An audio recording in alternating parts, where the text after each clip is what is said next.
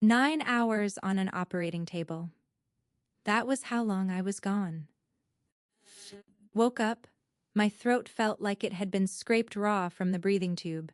My back was locked inside a brace.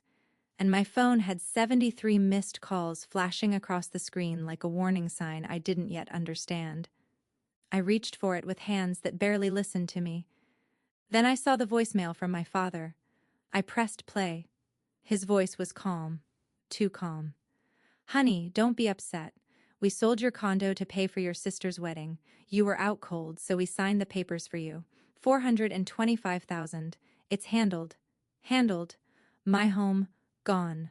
While a machine was breathing for me, and in that moment, lying in a hospital bed with stitches in my spine and pain in every bone, I made one phone call. What happened after that was the one thing my family never saw coming. Where the people who call you the strong one usually mean the easiest one to use. And where the quiet ones are the most dangerous when they finally stop protecting everyone else. If you've ever been expected to sacrifice because you understand, this story is going to hit deep. And before we go any further, comment where you're listening from, and subscribe, because what happened next exposed the entire family. My name is Marin. I'm a surgical nurse, and until that voicemail, I still thought my family at least had enough decency not to steal from me while I was unconscious. I was wrong. The first nurse who came in was named Priya. She checked my vitals, adjusted the 4, and told me the surgery had gone well. 9 hours. 3-level fusion. A long overdue repair to an injury I had carried for years. I nodded, because that's what nurses do. Even when we're the patient, we still act like we're fine. But I wasn't fine. Not even close. I asked her to play the voicemail again. Not because I thought I'd misunderstood it. Because I needed to hear whether my own father really sounded that calm while telling me my life had been sold out from under me. He had. Every word. And the worst part? I recognized that voice. It was the voice my father used whenever he had already decided I would forgive him. I set the phone on my chest and stared at the ceiling tiles. Then the part of my brain that had survived years in medicine and years in the military kicked in. Not panic, assessment: sold, signed, out cold. Those were the facts. And facts are useful because facts don't care how betrayed you feel. They tell you where the fight starts. I asked Priya for a copy of my anesthesia record and all surgical timestamps. She blinked at me like I was too medicated to know what I was asking. I wasn't. I already knew something was wrong. Someone had put my name on a document while I was under general anesthesia with a tube in my throat and a surgeon inside my spine. That wasn't a misunderstanding. That was a crime. And I knew it before I had the proof. Now, to understand why this cut so deep, you need to know what that condo meant. It wasn't just property, it was the first thing in my life I had ever truly owned without anyone else's help. I bought it when I was 28, 2 years after coming home from my second deployment as an army medic. The bank almost laughed when I applied. Single woman, government salary, back pain on cold mornings. Not exactly the picture of a luxury buyer, but I had saved. I had sacrificed. I had worked doubles, skipped vacations, packed lunches, and lived like every dollar mattered. And then I got the keys. A small 3rd-floor condo with a parking lot view and a strip of sky. It wasn't glamorous. It was mine. I remember sitting on the floor of that empty living room the first night and crying because I didn't even own a chair yet, but I owned a home. That condo became the proof that my life was finally mine. 6 years of mortgage payments. 6 years of discipline. 6 years of building something nobody could take from me. Or so I thought. 4 months before my surgery, my father had asked me, casually, whether I'd ever consider borrowing against the condo to help with Brooke's wedding. I said no. Immediately. Politely, but firmly.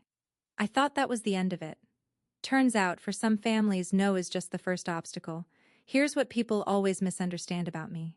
They think I didn't see it coming because I trusted my family too much. No, I saw enough. That conversation in spring made me uneasy, so I did 3 things.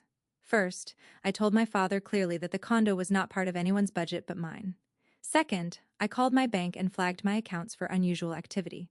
Third, and this was the most important, I checked an old emergency power of attorney I had signed years earlier before a deployment. It named my father in case I got injured or unreachable overseas. I had never canceled it. So 2 days before surgery, buried in pre-op paperwork, I signed a revocation. I canceled that power of attorney in writing. I even handed my father a copy at his own kitchen table and told him I was cleaning up old documents before the operation. He took it, nodded, set it by the fruit bowl. I believed I had protected myself. That's the cruel part. I had actually done everything right. And still they found a way.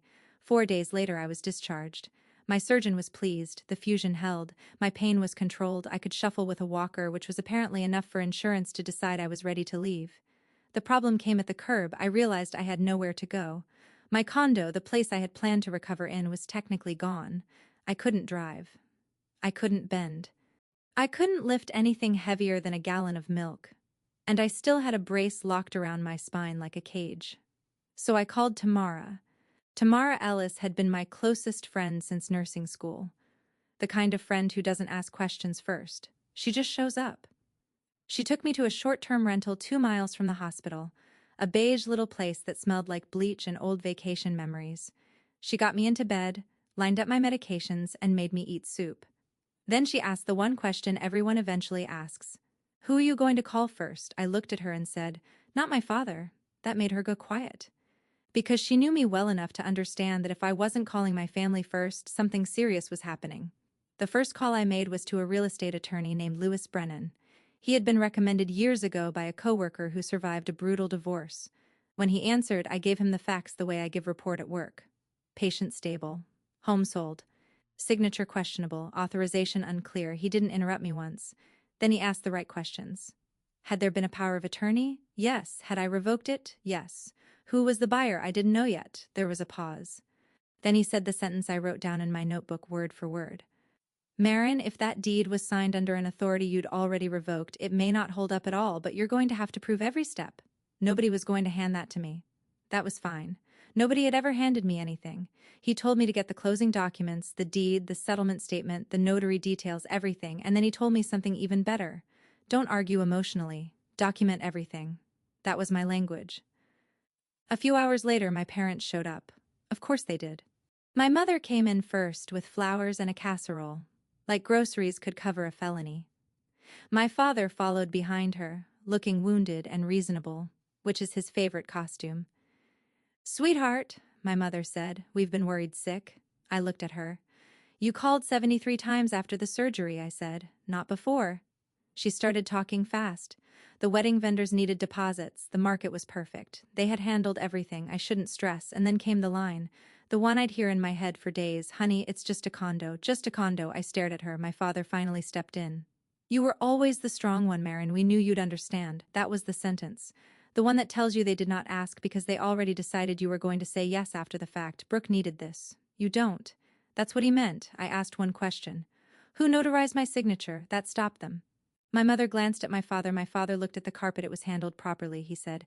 "That was mistake number 1, because people say properly when they know they cannot defend the details." Then he said the name that changed everything. "Roy took care of the paperwork." Roy. I underlined that name in my notebook 3 times. Before they left, my mother tried one last move. "The money was already moved," she said. "The venue is booked. The dress is paid for. The honeymoon is arranged. If you fight this now, you'll ruin Brooke's wedding." They thought that was leverage. It wasn't. It was a deadline. And deadlines are something I understand very well. 3 weeks. That was all I had before the wedding. They thought the clock was on their side. They didn't realize it was mine, too. Later that night, Brennan called back. He had already pulled the county records and the title file. When he said the buyer's name, I felt my stomach go cold. Roy Maddox. My father's business partner. The man who had been coming to family dinners for years. The man who complained about contractors over Thanksgiving turkey. The sale amount was even worse. My condo had been worth $425,000. It was sold for $300,000 cash to my father's business partner. That wasn't a sale. That was a quiet transfer of stolen value. And it meant my father's voicemail had been a lie, too. He had told me $425,000 like it was some kind of clean family math. In reality, he had dumped my home for $300,000 and used the excuse of Brooke's wedding to cover the rest. Brennan didn't sugarcoat it. "That's a parade of red flags," he said. Then he told me the title company, another familiar name, a small local firm my father used all the time, a man he played golf with. Every thread in this mess led back to the same old network of men who thought their friendships were stronger than law. I spent that night comparing signatures. My real signature had a hard downstroke on the M. The one on the deed was softer, careful, copied. close enough to fool someone who wasn't paying attention. But I was paying attention. Then I saw the notary block. The deed said I had personally appeared before the notary and signed in front of her. Brennan had already requested the notary journal. When it came back, the entry showed a time. 1:47 p.m. I read it twice. Then I looked at my anesthesia record timeline. At 1:47 p.m. I was under general anesthesia, face down, intubated, my back open on an operating table. A machine was breathing for me. There was no reality in which I could have appeared before a notary at that time. None. That was the moment this became unstoppable. I called Brennan back and read him the surgical timestamps. This time his voice changed. That's when he stopped sounding like a lawyer and started sounding like someone who had just gotten a case he knew he could win. "Now we're dealing with something much bigger," he said. Then he warned me. To make this collapse properly, we still needed the revocation copy. The one I had handed my father. The one sitting in the condo's file box, locked inside the house they had taken from me. That was the kind of sick irony that makes you laugh once, then feel angry for 3 days. But I had one thing they didn't know about. Before surgery, I had scanned the revocation and emailed it to an old contact from my army days. A backup habit. 3 copies of anything important. Because when you've been in situations where you might not come home, you learn not to trust a single file. I searched my email folder. There it was. Time-stamped. 2 days before the closing. 2 days before they sold the condo. I had killed the power of attorney before they used it. And the proof had been sitting in my inbox the entire time. I sent it to Brennan at 3 in the morning. His reply came fast. "This changes everything," and he was right. Within days, we filed a quiet title action. That meant I was asking the court to declare the deed void because the authority had already been revoked and because the signature itself was fake. At the same time, Brennan filed a notice of pending litigation against the property. That froze everything. Roy couldn't resell. He couldn't refinance. He couldn't move the asset without every record flagging him. Then Brennan handed the file to Detective Reyes, who worked financial crimes. She called me herself to confirm the timeline. When I read her the anesthesia record and the revocation date, I heard the silence on the other end. It was the silence of someone realizing the case just became very hard to deny. The first person to crack wasn't my father, it was my mother. She called me crying the same evening. "Marin, please," she said. "Whatever you're doing, stop. Do you want to send your father to prison over money?" Over money. That was her framing. As if 6 years of discipline, sweat, and sacrifice had just been a number on a page. I stayed calm. "I didn't forge anything," I said. "I didn't sell your house. I didn't sign my name while unconscious. He did that." She said I was being cold. I told her I was being accurate. And that's when I made my decision. I would not blow this up over the phone. I would not argue in the driveway. I would not give them the emotional chaos they wanted. I would let the legal system move, and then I would choose the one room where the truth would land in front of the right people. The rehearsal dinner. That was the room. Because that was where both families would be gathered. And more importantly, that was where the Caldwells would be watching. The Caldwells were the reason my father had cared so much about appearances in the first place. Edmund Caldwell owned a chain of car dealerships. His wife wore real pearls. They were the kind of people my parents wanted to impress so badly that they were willing to sell my home to keep the wedding looking perfect. That's when I understood something important.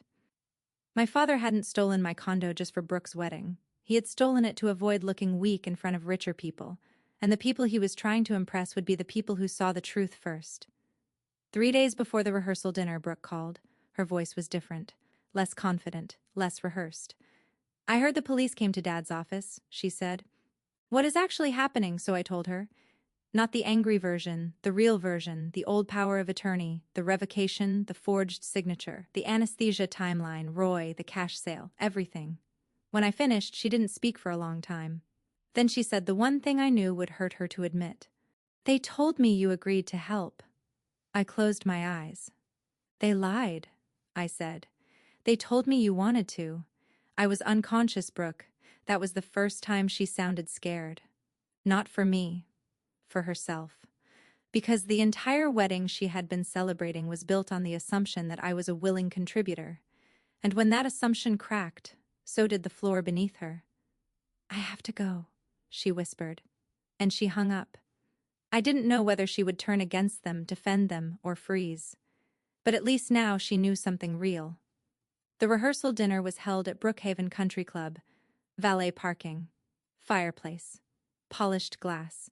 The kind of place designed to make people feel important while they spend money they don't have. So Eddie performing when I walked in.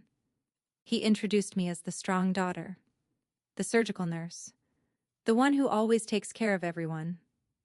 I smiled and let him talk, because the higher he climbed on his story, the harder the fall would be. Then my mother pulled me aside near the coat check. Whatever this is, she whispered. This is not the night. The Caldwells are here. If you embarrass us tonight, you'll lose this family for good. I looked at her and almost felt sorry for her. Almost. It was never just a condo, I said quietly. Her face twitched. It was the one thing in this family none of you built. That's why you could take it without thinking, she whispered. You're being dramatic. I'm being calm, I said. And you should be grateful for that. Then I took my arm back and walked toward the dining room. Inside, the room was full. 40 people. Candlelight. Wine glasses. Performative laughter. My father saw me and practically dragged me toward the Caldwells like I was part of the entertainment. Edmund, Patricia, this is Marin, he said. Our strong one.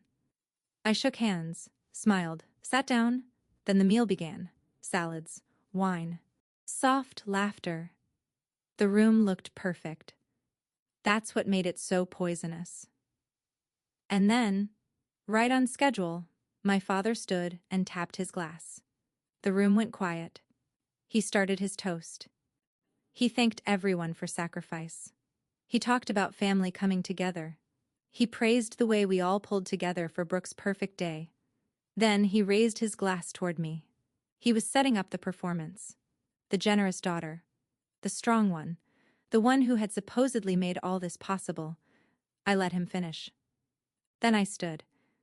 I placed my napkin on the table and said, very calmly, since we're toasting sacrifice, I'd like to say a few words about my sister. Every head turned. Brooke froze. My mother stiffened. My father's smile held for half a second too long. Then I opened my folder. 3 weeks ago I had spine surgery, I said. 9 hours under general anesthesia. I lifted the first page.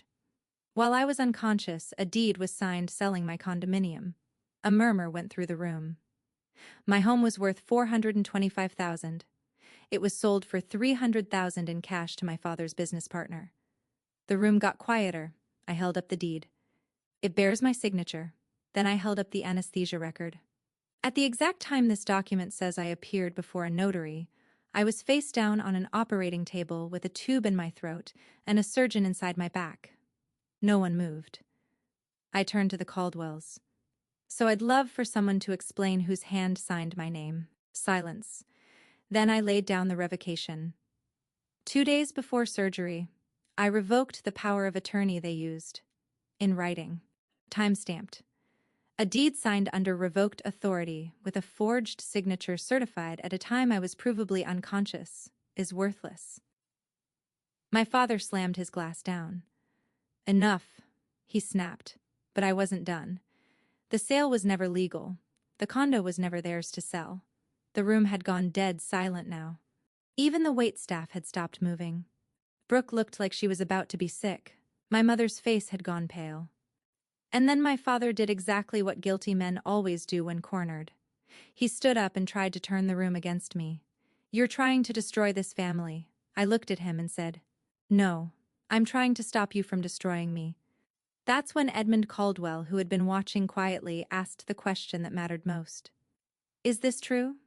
And for the first time all night, my father had no performance left, no warm voice, no wounded smile, no reasonable explanation, just silence. And silence in a room full of witnesses is louder than any confession. That was the moment the dinner ended. Not with screaming. Not with a dramatic exit. Just the sound of the truth landing and staying there. And once it landed, there was no way to put it back.